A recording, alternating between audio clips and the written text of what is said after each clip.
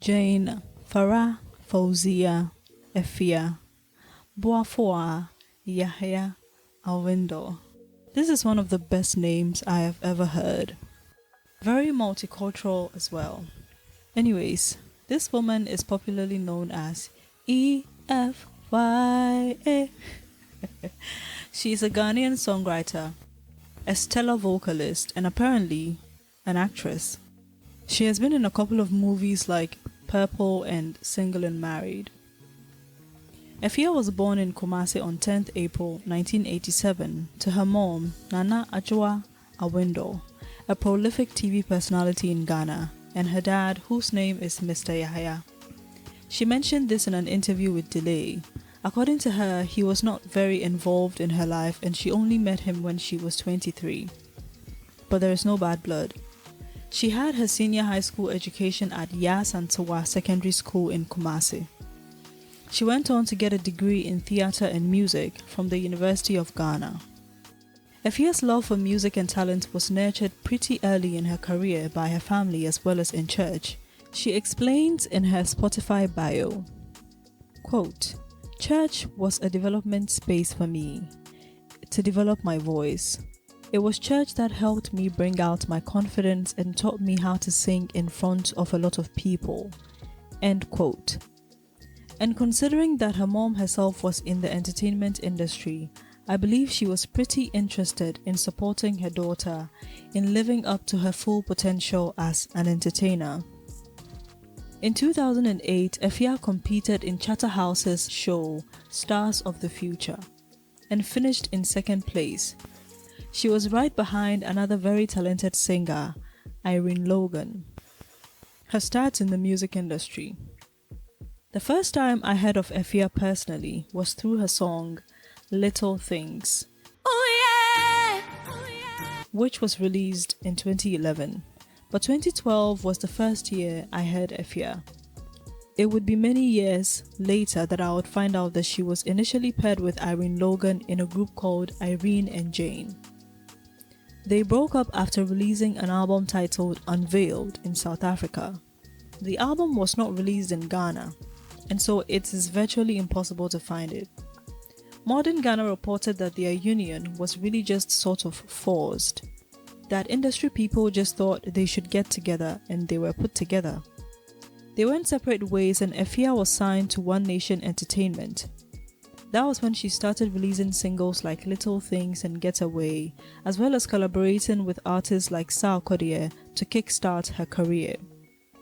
This was successful, and by the time she released her first project, she had become pretty popular in Ghana. First album, TINT or Tint, the abbreviated form of This Is Not The album, was released as a mixtape to set the tone for the main album that would come, 4 years later. It was released on 12 November 2013. Apart from some of the hit songs on the album, there are songs like Weather for Two, Sexy Sassy Wahala, which was a theme on the TV show Adam's Apple, This Life and Cigarettes. One thing I love about this album is its moderate production.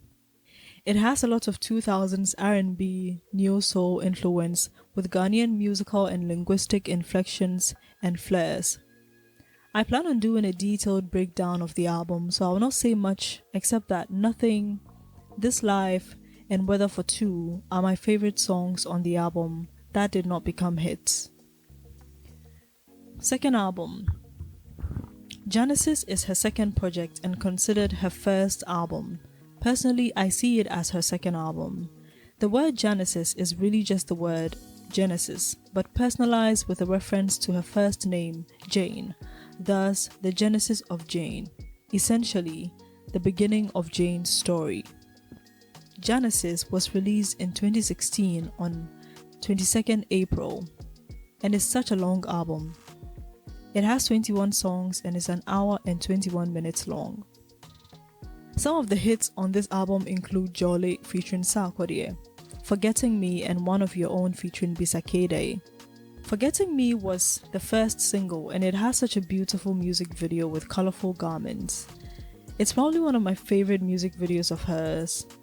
and it was directed by Prince Dovlo, who has directed many great music videos.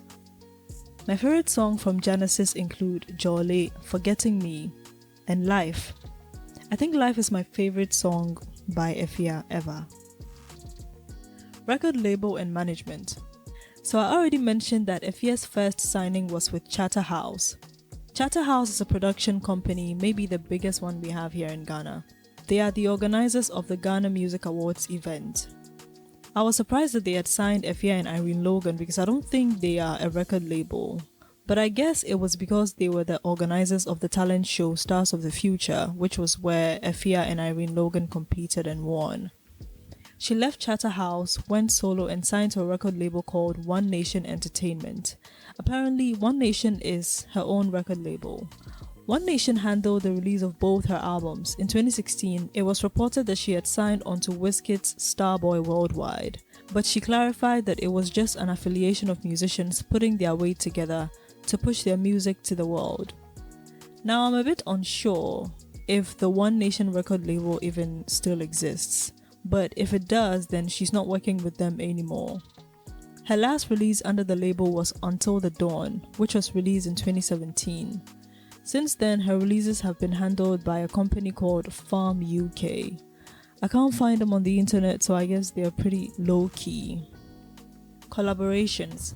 One thing about Efya is that she does not seem to hold back much when it comes to being featured on people's songs. She's pretty collaborative, and I guess from a public relations perspective, one could argue that it is a way to keep her presence in the music industry, well, as strong as can be when one is not releasing much solo music.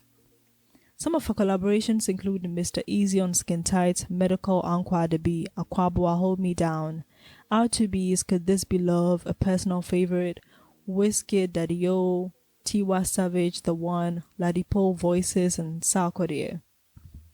Now, Sarkodie is probably the musician that Efya has collaborated with the most in the industry.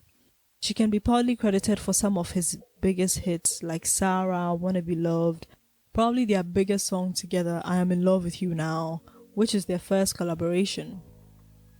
At some point, people thought they were dating and the public saw them as a Ghanaian Beyonce and Jay-Z.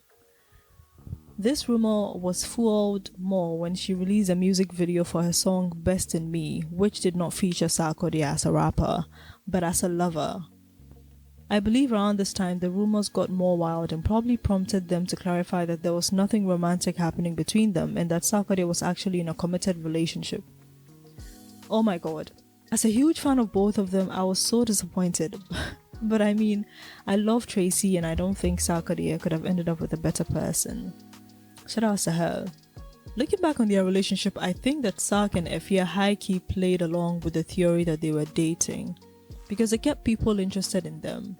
Efya especially, since some of her biggest hits were songs that she did with him. Reason for delayed album release. I watched a number of interviews to see if she's talked about what's happening with her next album. It's pretty hard to find any information about that, but I finally got that information from this interview she did on The Delay Show in 2017, a year after she released Genesis. She revealed that she was going to release an EP with about 7 songs, and after that she'd release an album and feature artists like Adekunle Gold. Now, we didn't get any of this, not the EP, not the album, and certainly not the Adekunle Gold feature, which, now that I've learned about it, I can't stop thinking about it. If I wanted Efya to release an album before I made this video, then I need Efya to release an album now. With that Adekunle Gold song, I need it.